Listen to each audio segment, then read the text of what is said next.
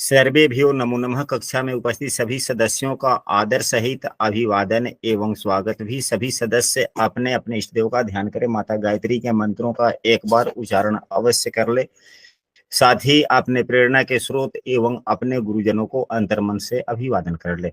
हम लोग के द्वारा नियमित कुंडली फलादेश पर आधारित कक्षा आयोजित की जाती है एवं मेरे द्वारा बहुत ही जल्द पूर्ण प्रारंभिक स्तर से लेकर फलादेश तक की कक्षा आयोजित की जाएगी। यदि उस कक्षा में भी आप शामिल होना चाहते हैं तो स्क्रीन पर दिख रहे नंबर पर आप व्हाट्सएप पर कक्षा में कंटिन्यू हो सकते हैं।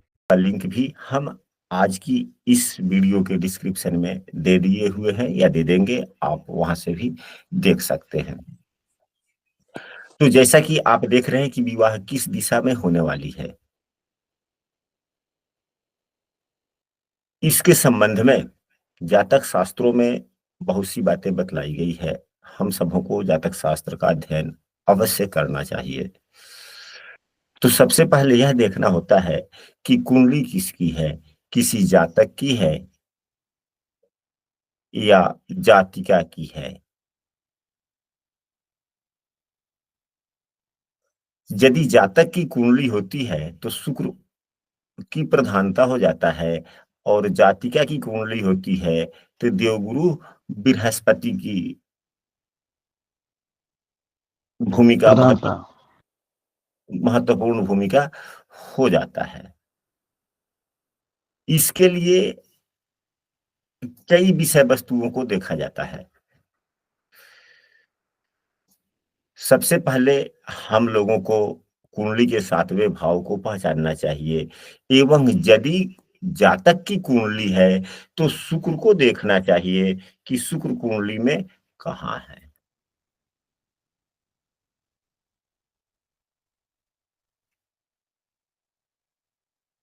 शुक्र से 7वें भाव को देखना चाहिए एवं लग्न से भी 7वें भाव को देखना चाहिए।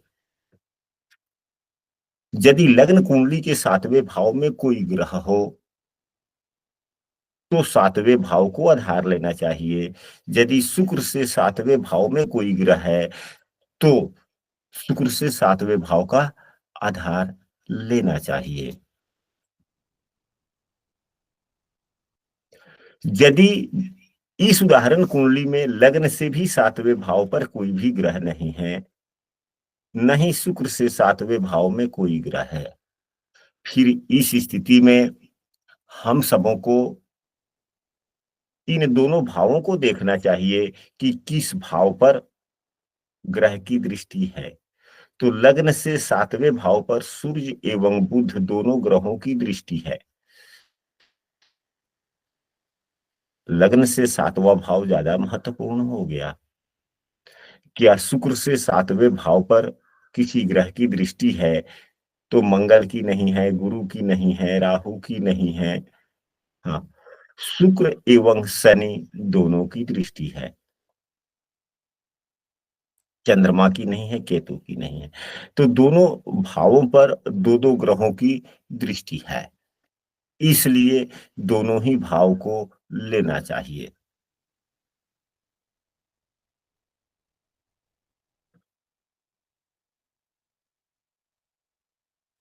अब इसके लिए जिन जिन चीजों की आवश्यकता होती है उन चीजों का भी ज्ञान हम सबों को होना चाहिए। वह क्या है? तो ग्रहों की दिशा एवं राशियों की दिशा। ग्रहों की दिशा, दिशा एवं राशियों की दिशा। राशियों की दिशा। तो राशियां जो होती है अग्नि तत्व की राशियों, अग्नि तत्व की कौन सी राशियां होती है? 1, 5 और 9 होती है। इनकी दिशा होता है पूरब। 2, 6, 10 इनकी दिशा जो होती है वह दक्षिण होता है। 3, 7 एवं 11 इन राशि की दिशा पश्चिम होती है। जल तत्व 4, 8 एवं 12 नंबर राशि की दिशा उत्तर होता है। ऐसा सभी मुहूर्त शास्त्रों में भी बतलाया गया है एवं जातक शास्त्रों में भी बतलाया गया है। यह हो गया राशियों की दिशा। इसके साथ ही ग्रहों की दिशाओं का भी आवश्यकता पड़ता है। किस ग्रह की दिशा कौन सी है? तो ग्रह जो होते हैं, अब सूर्य देव की जो दिशा होती है वह होता है पूरब। चंद्रमा की दिशा उत्तर और पश्चिम का कोण, यानी कि वायव्य कोण। चंद्रमा की दिशा कौन सी होती है? उत्तर एवं पश्चिम का कोण, जिसे वायव्य कोण कहा जाता है। मंगल की दिशा दक्षिण होता है। बुध की दिशा उत्तर। गुरु की जो दिशा होती है, मतलब गुरु का जो दिशा है, वह पूरब और उत्तर का कोण, जिसे ईशान कोण कहा जाता है। क्या कहा जाता है? ईशान कोण। ईशान कोण कहा जाता है। उसके बाद में शुक्रदेव की दिशा, शुक्रदेव की दिशा पूरब एवं दक्षिण का कोण, जिसे अग्नि कोण कहा जाता है। शनि की दिशा, शनि की दिशा पश्चिम बतलाई गई है जातक शास्त्रों में, और मुहूर्त शास्त्रों में भी शनि की दिशा पश्चिमी बतलाई गई। इसके बाद में राहु की दिशा नैऋत्य कोण, जिसे दक्षिण एवं पश्चिम का कोण कहा जाता है। तो अभी तक हम सबों ने राशियों की दिशा की जानकारी प्राप्त कर लिया, हम लोगों ने ग्रहों की दिशा की जानकारी हम लोगों ने प्राप्त कर लिया। अब इसके बाद में इसी उदाहरण कुंडली पर हम लोग समझने वाले हैं कि यदि कुंडली यह हो उदाहरण कुंडली, तो शादी किस दिशा में होने की संभावनाओं पर बल मिलता है। तो इसके लिए कई आधार होते हैं। 8 आधार बतलाए गए हैं। कितने आधार बतलाए गए हैं जातक शास्त्रों में? 8। 8। 8 आधार बतलाए गए हैं। कल जो कक्षा हो रही थी, तो कल की कक्षा में यही प्रश्न बोला गया था कि कल की कक्षा में गुरुजी विवाह किस दिशा में होने की संभावनाएं हैं, या शादी हमारे किस माध्यम से, किसके माध्यम से होने की संभावना है, शादी किस, हमारे शादी के लिए रिश्ता किसके माध्यम से आएगा, इस विषय वस्तु पर कक्षा आयोजित की जाए।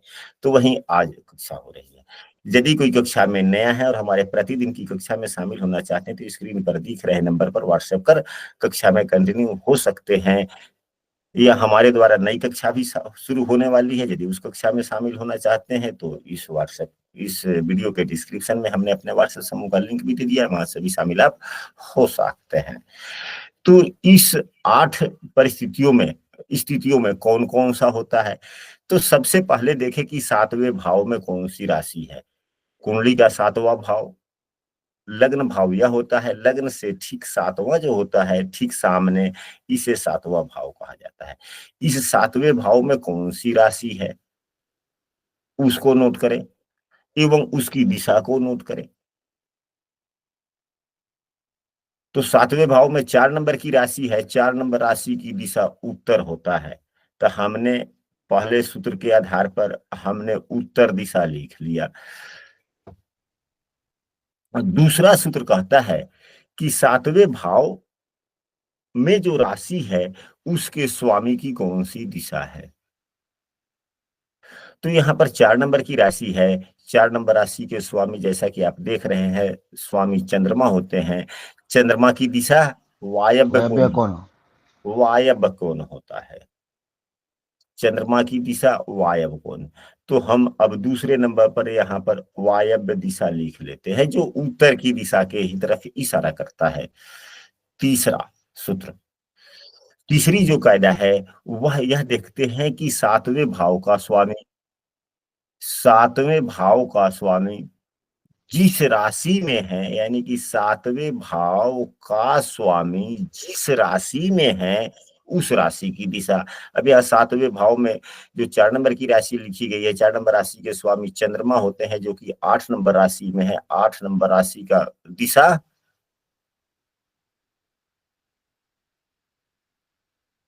उत्तर होता उत्तर है। दिशा। उत्तर, तो फिर हमने यहाँ तीसरे कॉलम के लिए भी उत्तर लिख लिया। अब इसके बाद में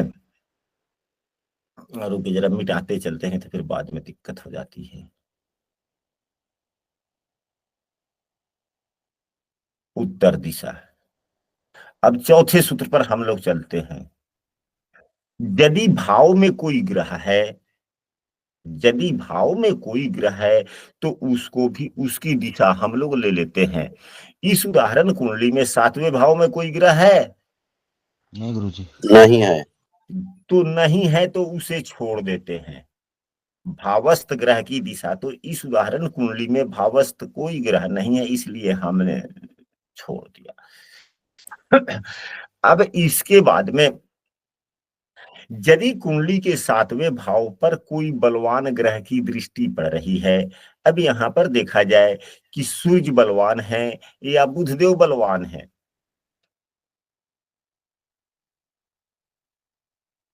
क्योंकि दोनों ही ग्रह देख रहे हैं,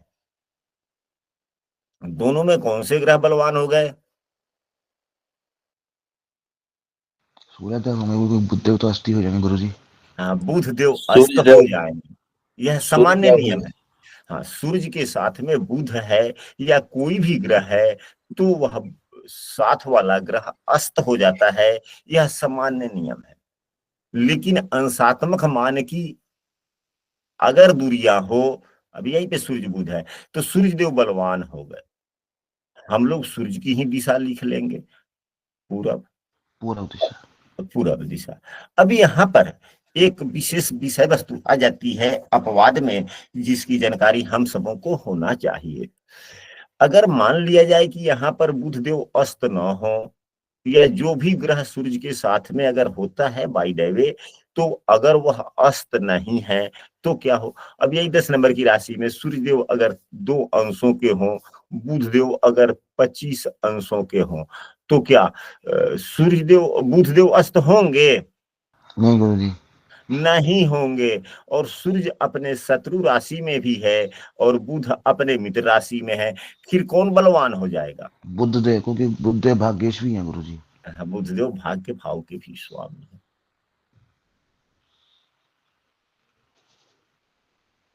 तो हम सबों को इस स्थितियों पर भी देखना चाहिए। और भी ज्यादा अगर हम लोगों को चाहिए कि और दोनों ग्रहों में और किसका बल ज्यादा है, इसके लिए तो अंशात्मक मान से भी देख लेंगे कि अस्त है या नहीं है। इसके लिए हम सबों को अस्त ग्रहों को कैसे पहचाने उसका भी अध्ययन होना चाहिए। आज की कक्षा की वीडियो में हम अस्त ग्रहों को कैसे पहचाने उसकी भी वीडियो का लिंक दे देंगे, आप लोग वहां से भी देख सकते हैं। या नवमांश कुंडली में भी देख लेंगे कि सूर्य अपने स्वराशि का नवमांश में है, अपने मित्र राशि का है, अपने उच्च राशि का है, तो सूर्यदेव बलवान हो जाएंगे। बुध की भी महत्ता को हम लोग ले सकते हैं कि हाँ, बुधदेव अपने नवमांश में, अपने दृष्कान कुंडली में, अपने राशि में कैसे क्या, ग्रहों के बल को भी देख लेना चाहिए, उससे भी हम लोग आधार लेते हैं। लेकिन अभी वर्तमान तौर पर हम लोगों ने मान लिया कि सूर्य एवं बुध की युति है, जिसके कारण बुधदेव को अस्त मान लिया हम लोगों ने, तो सूर्य की दृष्टि पड़ गई, तो सूर्य की दिशा पूरब हो गया। तो यह अभी तक हम लोगों ने 5 चीज पर देखा।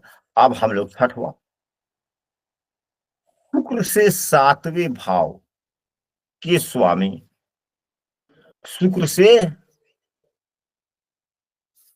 7वें भाव के स्वामी। 7वें भाव के स्वामी।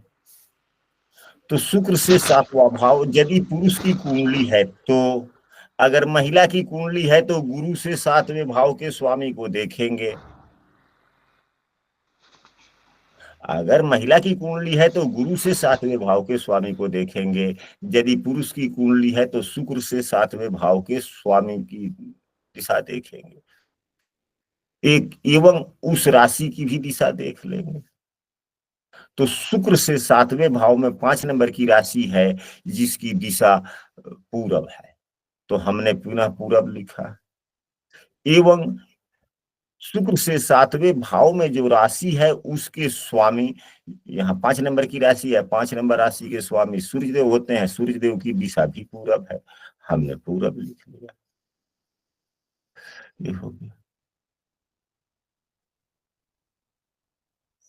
शुक्र जिस राशि में है, शुक्र जिस राशि में है उसकी दिशा, यहाँ शुक्रदेव 11 नंबर की राशि में है जो पश्चिम दिशा पश्चिम बताता है, दिशा। यहाँ पश्चिम दिशा हो गया। तो यह तो 7 कायदे यह हो गए, भले 8 कायदे यह हो गए, 1 2 3 4 5 6 7 8 हो गया, जिसमें एक तो वो 7वें भाव में कोई ग्रह नहीं है, इसलिए हमने इसको छोड़ दिया, बच गए 7। इसके अलावे एक और विषय वस्तु है, वह क्या है?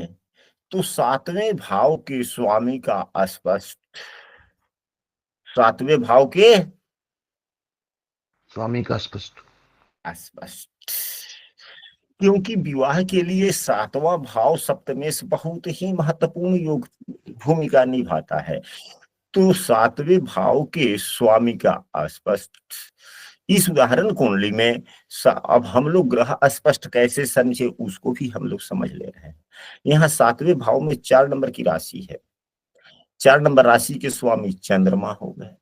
चंद्रमा का अंशात्मक मान हम लोग देख लेंगे, पंचांग में भी देख लेंगे या सॉफ्टवेयर में देख लेंगे, या कुंडली जब जनरेट की जाती है तो वहां भी ग्रहों का अंश आ जाता है अपने आप। आ जाता है। अब मान आप ही लोग बोले यही चंद्रमा का कोई भी अंशात्मक मान बोल दे, फिर हम लोग यहाँ पर समझ लेते हैं। 6 लगा लो गुरु जी। अगर 6 ही है, अगर अंशात्मक मान अगर 6 है, तो 6 के बाद भी कुछ कुछ लिखा हुआ होगा, 22 ही लिख ले, 15 लिख ले, ऐसे ना। अगर चंद्रमा का स्पष्ट या हो गया अंशात्मक मान, तो चंद्रमा जिस राशि में है उस राशि से एक राशि कम करके लिख देंगे। यहाँ 8 नंबर की राशि में है तो 7 नंबर की राशि, यानी कि 7 राशि पार करके 6 अंश 22 कला बिगला पर हो गया ना। जी गुरु जी। ये चंद्रमा का स्पष्ट हो गया। चंद्रमा का स्पष्ट नहीं, 7वें भाव के स्वामी का स्पष्ट हो गया। साथ ही यदि पुरुष की कुंडली है तो शुक्र का स्पष्ट।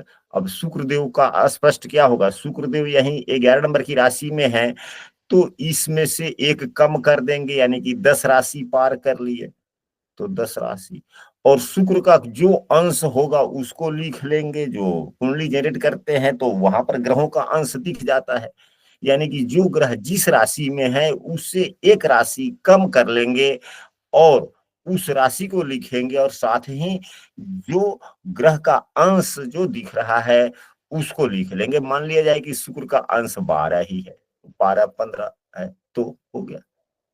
इसको हम लोग क्या करेंगे? 11 लिखेंगे पहले, 11 12 15। क्या मतलब नहीं समझे हम, या दोबारा बोले? वही अगर शुक्रदेव जैसे हम्म, 11 नंबर राशि में है तो हाँ 10 फिर 12 हाँ अंश और जितनी कला हो। हाँ। अगर शुक्रदेव अगर 1 नंबर की राशि में है तो यहाँ पर राशि के बदले हम 0 लिख लेंगे।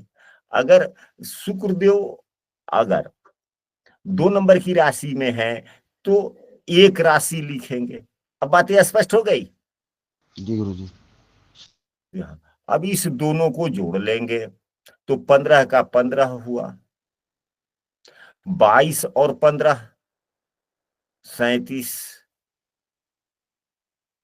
और 12 6 18,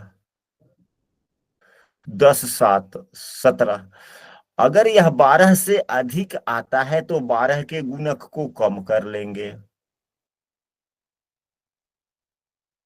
12 के गुणक को कम कर लेंगे गुरु जी। कम कर लेंगे। तो क्या हो गया? यहाँ पर 5 18 37 हो गया। जी गुरु जी। 5 18 37 हो गया। तो यह तो पुरुष की कुंडली को आधार मानकर हम लोगों ने जोड़ा। यदि महिला की कुंडली हो तो शुक्र के बदले में गुरु को जोड़ेंगे। गुरु को जोड़ लेंगे। अब यह देखेंगे कि यह कहाँ है, तो 5 राशि 18 अंश कहाँ है? यहाँ पर आ गया। कौन सी राशि हो गई? छठी राशि हुआ ना। 5 राशि के बाद में 18 अंश है, तो ये कौन हाँ, सी राशि हुआ है? छठी राशि होगी गुरु जी।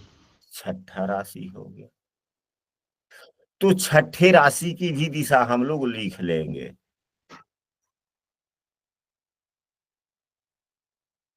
तो छठे राशि का दिशा कौन होता है?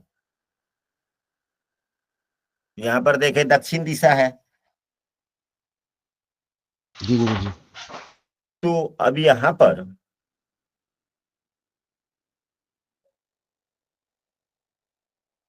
छठी राशि की दिशा दक्षिण हो गई, एवं छठी राशि के स्वामी की दिशा, तो यहाँ पर 6 नंबर की राशि है, 6 नंबर राशि के स्वामी बुध देव होते हैं। बुध देव की दिशा कौन होता है? उत्तर होता उत्तर है। दिशा गुरु जी। अब यहाँ पर कितनी दिशाएं मिल गई हम लोगों को? 1 2 3 4 5 6 7 8 9 दिशा मिल गई गुरु जी। 9 दिशा मिला। अब इस 9 में अधिकांशतः कौन सी दिशा में मेल करता पूर्व है? दिशा गुरु जी। पूरब। पूर्व दिशा गुरु जी। पूरब तो 3 ही है ना, यहाँ पर देखें। गुरु जी जो वायव्य कोण है वो भी उत्तर पूर्व में आ गया ना। हाँ, उत्तर दिशा। वायव्य वायव्य कोण कोण का चला मतलब क्या पश्चिम होता है? उत्तर में। वायव्य कोण वायव्य पश्चिम उत्तर। वायव्य कोण पश्चिम उत्तर।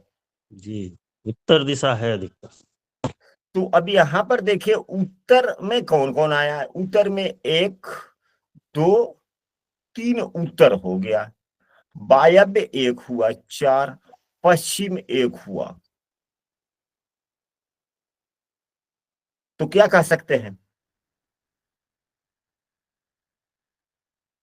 उत्तर दिशा बना फिर तो गुरु जी। उत्तर दिशा एवं पश्चिम दिशा हल्का वायव्य कोण, यानी उत्तर पश्चिम के कोण या उत्तर दिशा में हो शादी होने की संभावना है। संभावना बनती है। ज्योतिष संभावनाओं का विषय वस्तु है, और संभावनाएं ही क्या होता है? वास्तविकता में बदलती है। वास्तविकता में बदलती है। और कुंडली में हमारे जोन सी दिशा बतलाए जाते हैं या दिशा का अनुमान होता है, उस दिशा में अगर हम शादी के लिए रिश्ता टटोलने का प्रयास करते हैं तो शादी सुगमता पूर्वक रिश्ते मिलने की उम्मीद बढ़ जाती है। बनते हैं। इसीलिए शादी में दिशाओं का उपयोग लोग करता है, या पंडित जी से लोग दिशा पूछते हैं। आशा करते हैं कि यह विषय वस्तु आप लोगों को पूर्ण रूप से सही ढंग से समझ में आया होगा। गुरु जी अगर सप्तमेशी गुरुदेव हो तो उनका स्फुट कैसे करेंगे? सप्तमे से ही अगर गुरुदेव हो, गुरुदेव हो शुक्र, जैसे लड़के की कुंडली है शुक्र देव सप्तमेश हो तो उनका स्फुट कैसे निकालेंगे? तो फिर केवल वही, अगर मान लिया जाए कि लड़का का कुंडली हो, यहाँ पर 7 नंबर की राशि हो, तो केवल शुक्रदेव को ही स्फुट मान लेंगे। शुक्रदेव जहां पर है, जिस दिशा में है, वही मान लेंगे। अगर ठीक है दोनों गुरु जी। अलग अलग हो तो जोड़ा जाए। दोनों अलग अलग है तो जोड़ा जाएगा। ठीक है गुरु जी। जोड़ा जाए। अगर दोनों एक ही है फिर तो जोड़ने का कोई औचित्य ही प्रश्न ही नहीं बनता। गुरु जी संजय जी का हैंड राइज है। हाँ, पूछिए उनसे क्या कहना चाहते हैं। जी संजय जी। मैं यह जानना चाहता हूँ, हम्म, यह तो दिशा की मार्गदर्शन मिल गई, हाँ, लेकिन जन्मस्थान से, जातक के जन्मस्थान से कितने दूरी पर शादी होगी, हम्म। इसका स्पष्टीकरण कैसे हो? अच्छा चलिए, राशियों के बहुत स्वभाव से, राशियों के स्वभाव से होगा वो। हाँ, यह बात अच्छी बात है। चलिए, यह तो प्रश्न अच्छा है। प्रश्न तो इसी प्रकार से होने भी चाहिए। जब क्लास में प्रश्न होता है तो पता चलता है। तो इसके लिए 7वें भाव की राशि को हम लोग देखेंगे। क्या देखेंगे? यदि अब दूरी की बात करते हैं कि कितनी दूरी पर शादी होने की संभावना। संभावना है। संभावना है, तो इसके लिए 7वें भाव में पड़ी हुई राशि को हम लोग देखते हैं कि राशि किस स्वभाव की होती है। तो राशियों की 3 स्वभाव हमारे जातक शास्त्रों में बताए गए हैं। बताए गए हैं, उसको भी हम लोग चर्चा कर लेते हैं। अब चर, स्थिर, एवं द्वि स्वभाव। चर में 1, 4, 7, 10 नंबर की राशियां चर राशि होती है, 2, 5, 8, 11 स्थिर राशि होती है। द्वि स्वभाव 3, 6, 9 एवं 12 नंबर की राशि। तो सामान्यतः जातक शास्त्रों में यह बतलाया गया है कि यदि सातवें भाव में अगर चर राशि है तो शादी घर से दूर होने की संभावनाओं पर बल मिलता है। यदि स्थिर राशि है तो घर से नजदीक शादी होने की संभावनाओं पर बल मिलता है। अगर द्वि स्वभाव की राशि है तो मिश्रित फल होते हैं, या लग्न के अंशात्मक मान से हम लोग राशियों का चर या स्थिर का हम लोग आकलन करते हैं। अब यह कैसे होगा? अगर मान लीजिए कि यह 1 नंबर की राशि चर है, यहाँ 4 नंबर की राशि भी चर है, अगर यहीं पे 3 नंबर का राशि होता तो हम इसे चर कहते या द्विस्वभाव कहते? सातवें मान देखते फिर गुरु जी। तो भाव मध्य भी देख लेते हैं, या नहीं तो लग्न के अंश को देख लेंगे। तो लग्न का अंश यदि अगर यहाँ पर 5 है तो क्या हो जाएगा? चर तो गुरु जी। यहाँ के भी मान को 5 रख लेंगे, जितना लग्न का मान है उतना ही समझ लेते हैं। तो अगर 3 नंबर की राशि है और 5 अंश है तो यह 3 2 के तरफ है ज्यादा। तो 2 नंबर की राशि कौन होता है? क्या होता है? स्थिर होता है ना। जी गुरुदेव। तो स्थिर का गुण हो गया। अगर यही यहाँ पर 3 नंबर की राशि है और लग्न का मान अगर 25 है तो 15 के बाद में 3 के बाद में 4 आता है तो चर राशि का मान आ जाएगा, यानी कि मिश्रित कहें या यहाँ तक भी निर्णय कर सकते हैं। इसके अलावे और भी बातें हैं। सप्तम भाव में या ग्रहों के योग के आधार पर भी दूरी का ज्ञान बतलाया गया है। अगर सूर्य, चंद्रमा, गुरु, कौन कौन से ग्रह?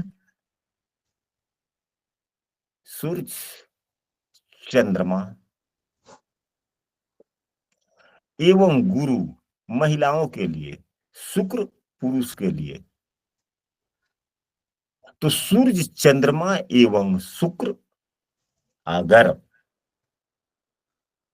लग्न से लेके चौथे भाव तक ही हो, अब यहां पर सूर्य एवं शुक्र तो दोनों ही हैं। अगर पुरुष की कुंडली है लेकिन चंद्रमा बाहर हो गया, क्या हो गया? चंद्रमा बाहर। बाहर हो गया।